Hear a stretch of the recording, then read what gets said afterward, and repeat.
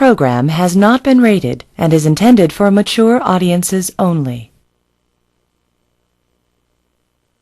Hi, I'm Anthony DeCurtis. We're sitting here with Trent Reznor. Nice to be here. This is your first live album, and live albums have not always been the greatest kind of aspect of what rock and roll is. What made you think that you could do one that would be different from that? Well, I've always treated Nine Inch Nails as two separate entities, really. There's the studio, which is really just me and whoever I have in there at the time, using the studio as an instrument, really, just trying to get the sound in my head out on tape somehow. And there's very little concern whether that's ever going to be played live or if it's able to be played live. I just really try to make a record that's the best I can do in that format. Then, usually what's happened is when the record's finished, then I'll assemble a band to play live, and it's a total different animal. I mean, I did that because I thought it would be an interesting way to present the music live, to have a rock band that's in a somewhat chaotic, frenetic kind of capacity, playing this music. And it's interesting for me as the composer to see something I've worked on that's been just meticulously crafted in the studio, see if the song holds up in a different environment, a different arrangement kind of thing. So I remember at a point in the last tour supporting the Fragile that I really felt a sense of pride that the presentation of the music was at its best. And the band was at its best, the production value and the kind of just the framework for the music was really together, and I thought it'd be nice to capture that, and initially just put it out as a DVD and a film of the show. And then I started thinking about just the audio aspect, if it would hold up as a CD, because I would agree that there's few live records that I think are very important. I mean, especially these days, it seems kind of a disposable way to just get people to buy product. But I really started listening to the recordings we did for the DVD and realized that it was at a state or a point in my career where the show we were playing live was a real kind of retrospective of everything. It was pretty equally drawn from all the different albums.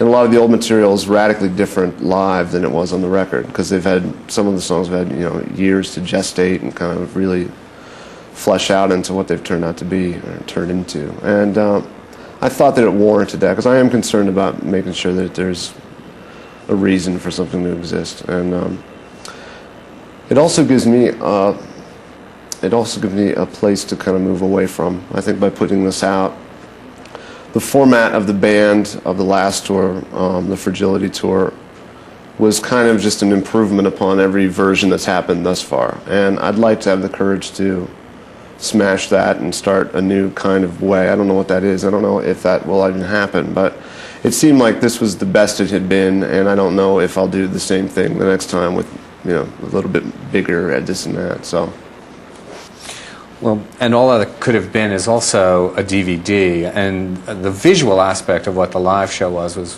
one of its most compelling aspects. Talk about. I mean, you obviously have plenty to do. You did the DVD yourself. Could you describe making that decision? Why not just hire a bunch of people to put together a DVD for you? I've asked that question many times through the course of working on this thing. But I mean, it came down to realizing that I thought we could do it ourselves because I knew what I wanted to capture, and it seems like a simple thing, but it's sometimes difficult to execute. And that was.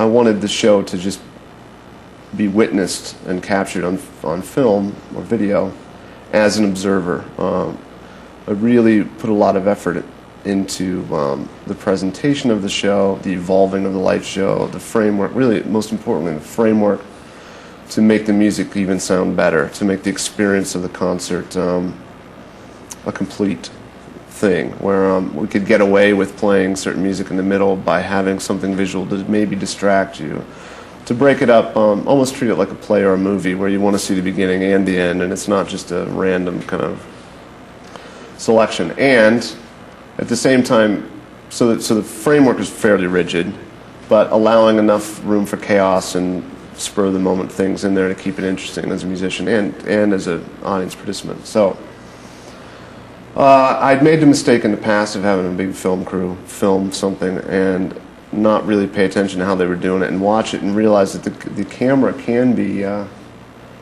obviously can taint what the viewer sees. And what I wanted this show to be is really just what you'd see if you went to see the show. And no backstage footage, no behind the scenes really. No angles that you couldn't see if you were out in the crowd. I didn't want you to see behind the curtain. I didn't see the wizard, moving the levers. And so we thought, let's try it, and we just filmed it on video ourselves, and we could watch every night. We filmed the last 20-some shows of the tour. And it served several purposes. One, we could see the work in progress. We could see what it looked like nightly if we chose to do that. And secondly, we could... the act of filming wasn't intrusive to the performance. You weren't aware that you were being filmed after the first couple nights, so it was a truer take on what was happening. I know in the past where you just have enough money to film one show or two, that night always sucks because you're aware you're so being filmed self-conscious of and what's there's going 10 on. guys on stage, and this got rid of all that. And I think it comes through on the end result.